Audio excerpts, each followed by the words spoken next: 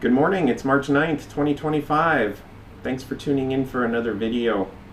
Today I wanted to do a quick shout out, thank you to God for Him giving me something that I haven't had in a long time.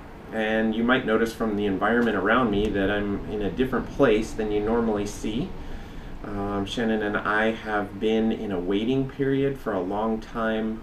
God has been sending Shannon through some particular training that has kind of put us in a place where we have to sit and stay in one place for a lot of things, and God has had us there for a reason, and His purpose and plan is wonderful and glorious, but it also sometimes means that we have to give up some things. So God gave me the ability to go out of town for the weekend and to just experience the joy, one of my personal joys, of just traveling and being able to go to a new town and get out of the four walls and the same old spaces that I've been seeing for a long time. So I wanted to thank God for the ability to go to a new town, and I was able to walk around and just breathe and enjoy, and I'm just really thankful to God for that. So I wanted to do that public praise that God is a good God. He gives us wonderful blessings. He knows us personally and knows what we like and what we enjoy, and He will give us those things in His way and His will. So anyway, we're going to get on to the topic of the day. The thought of the day is a continuation on professionalism, but what I'm going to do is dig into something more specific. It's really about those icons of professionalism, those symbols, those tangible things that we look at that we say, oh, that represents professionalism. That represents something that I can trust. We see it. It could be a person, a place, a thing that just as soon as we see it, we say that is something I can trust. Now, in the last video, we talked about the grander scale of professionalism and how that is our drive in the deepest of ways, that we cannot handle disorder. We cannot handle chaos. We always want to try to control everything down in our lives and in community into something that we understand, something that we think we can see, all of the inner workings, and we know exactly what's going on, and we have safety in that and comfort.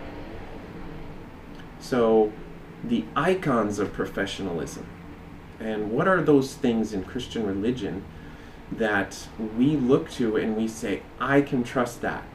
I believe and put my faith in that is from God, because it is something that represents that order. I think that I know what's going on there, and I trust it.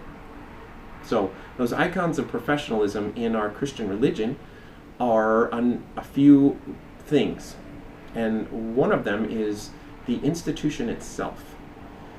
Christian religion creates that organized body, that organism that says, we are the church, this is a church, and you can trust us because we have some sort of structure.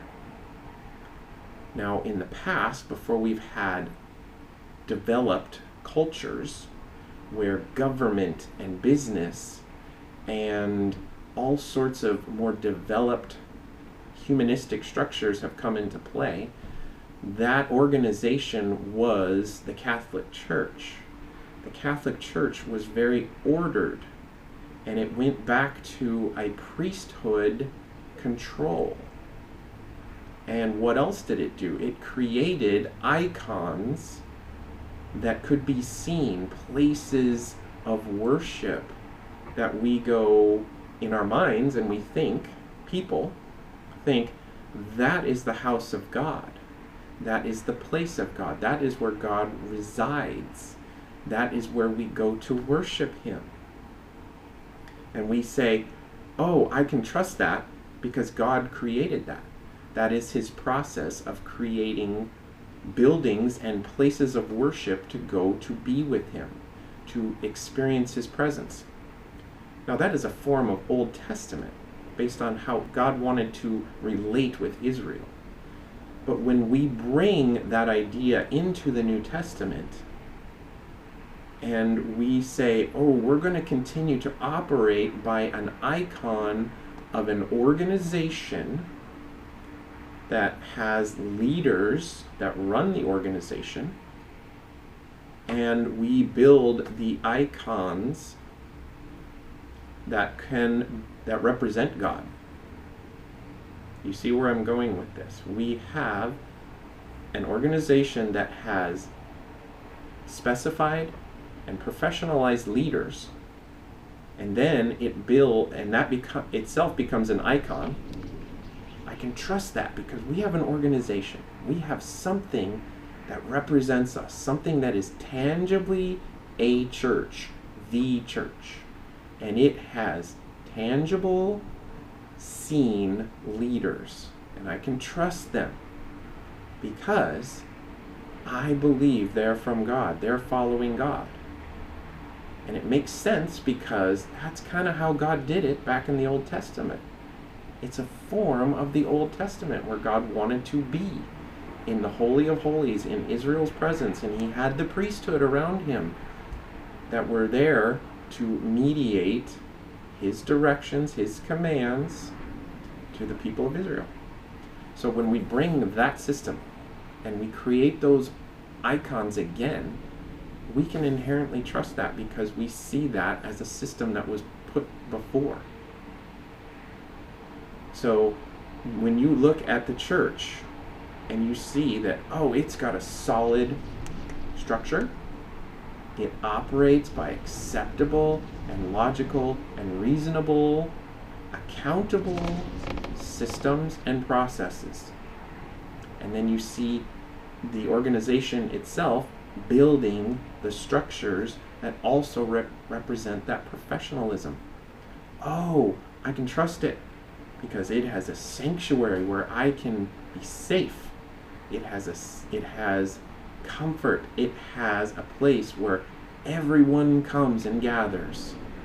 And we know that gathering, that supposed gathering every Sunday is what God wants. And when we go in there, we have this real faith that God wants us to be at that gathering. And look at the building he's placed around us. And look at the leaders he's placed on the stage to lead us. That gives us pretty much 100% certainty that we are following God in our minds.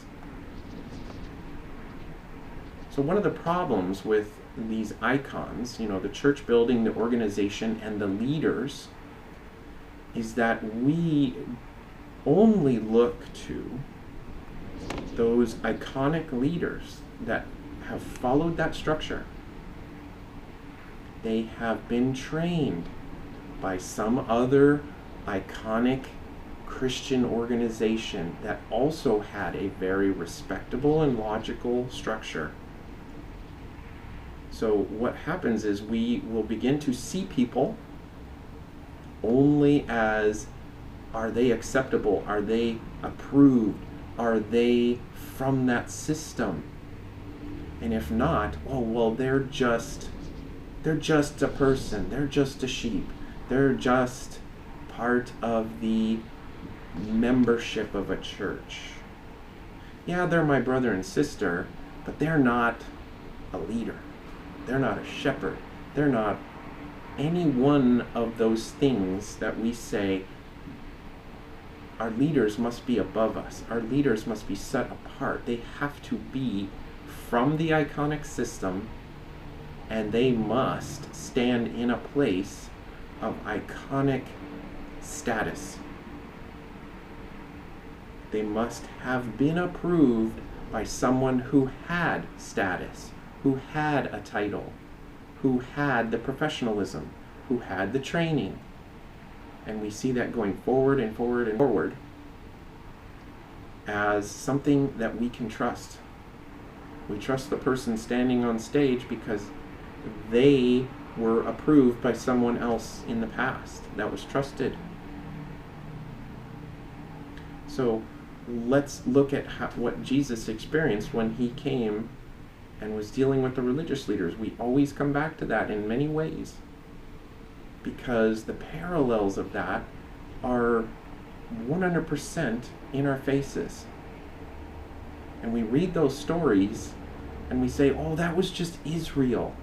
They were particularly sinful. They were particularly wicked. They were particularly evil and particularly deceived only in that system. And we take Christ's name as an icon and we stamp it on everything in our Christian, professional, logical, and ordered religion. We put his name on it, and then we say, oh, I can trust that. His name is on it. Christ's name is on it. Christ's name is on the entire religion of Christianity. And because of that, that's what we speak. We say, Christianity, Christianity, I'm a Christian. It's just a name. It's just a name. So we look at people by, are you professional? Have you been accredited? Have you been trained? And the religious leaders looked at Jesus the exact same way, and his disciples. Do you remember the story that we all know? It's true. The religious leaders said, who are you? How do you speak this way? Why are you allowed to speak this way? The religious leaders said, we are the approved people. We are the icons. We wear the robes. We have the titles. We have been trained by the rabbis. We have followed the traditions of Israel, the religious leaders before them. They were the icons of God to Israel. Now, did Israel follow Jesus, the people, or did they follow their systems? Well, we know what they did.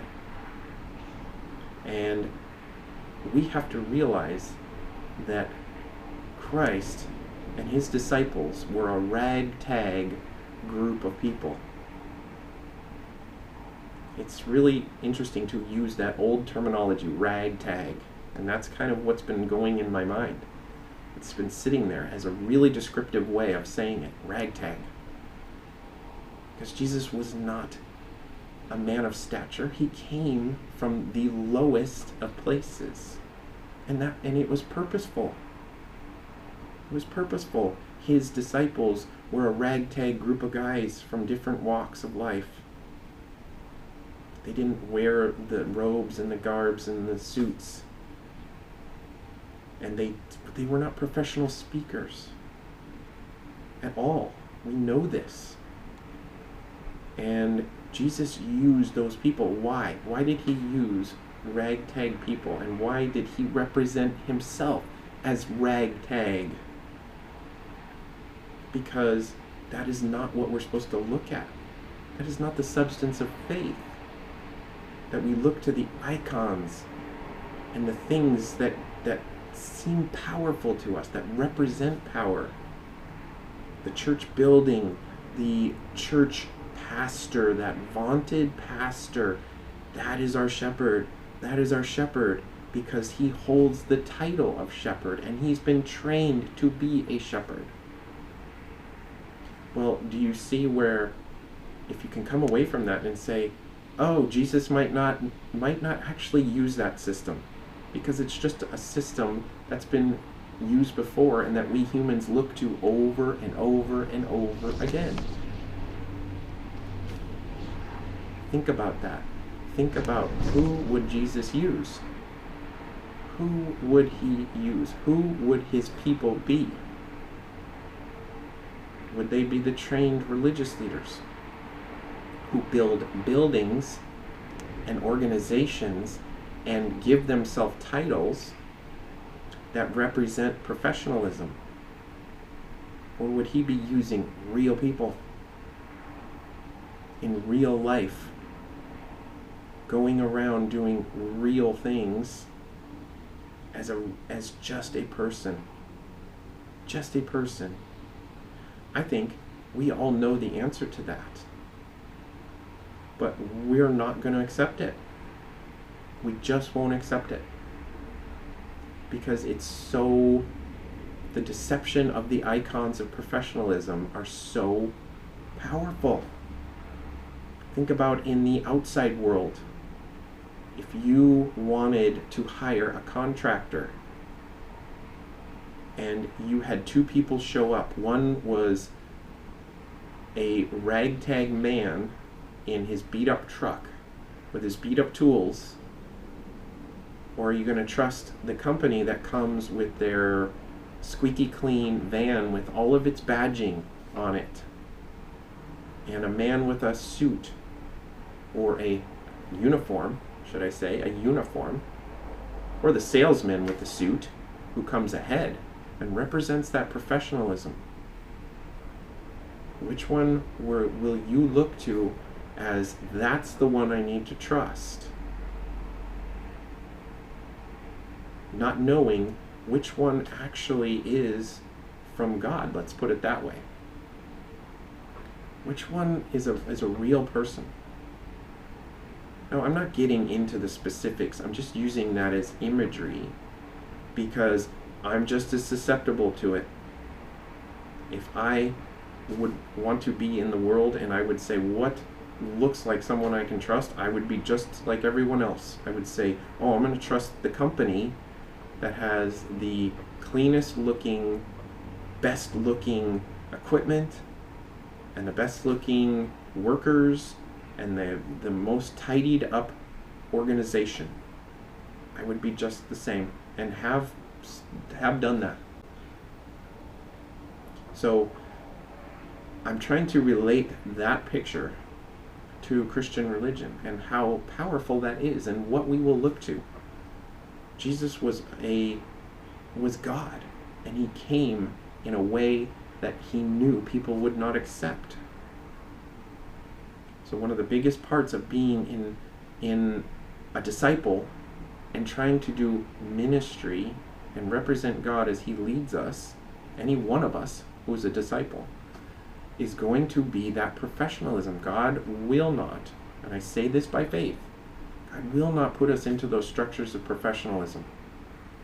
And we will be out there kind of in the wilderness in a ragtag form, trying to speak to people and to really proclaim the gospel of that we've got to come to Christ, not to professionalized religion. And we will not be accepted at all. Just like they did not accept Jesus and his disciples, they just said, "Who are you? You have no authority here. You come from this town. Your own family doesn't even believe you're a disciple. Your family gives you no honor and no glory. And you're not even a professional speaker. The things that you say, you don't speak correctly. We don't like the way you speak. You don't lead anybody. You have no organization behind you. You have no funds. You have no one supporting you." And it goes on and on and on as we look to who is really with God. So I'm going to stop there and just put that seed of truth, that powerful idea that what Christ and his disciples went through when the religious leaders and the entire world did not accept him as God, as the shepherd, the Lord, the King, because he would not represent himself that way. Precisely for that reason, he was hidden by his lowly status. He was hidden, and it was purposeful, because he wanted to know who really has faith, who has eyes to see, who is not looking at the icons of professionalism, and who is able to really reach for Christ.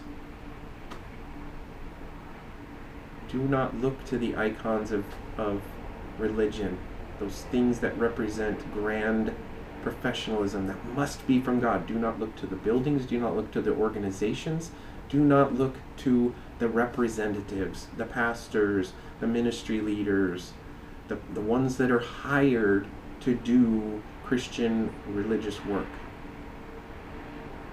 We need to change our focus. We need to understand and look at people and really discern with God's eyes, who has He sent? Who is He speaking through? And realize that more than likely, I'm pretty positive it's not going to be someone from this religious professional structure. It's going to be more of ragtag disciples throughout the world, wherever they may be.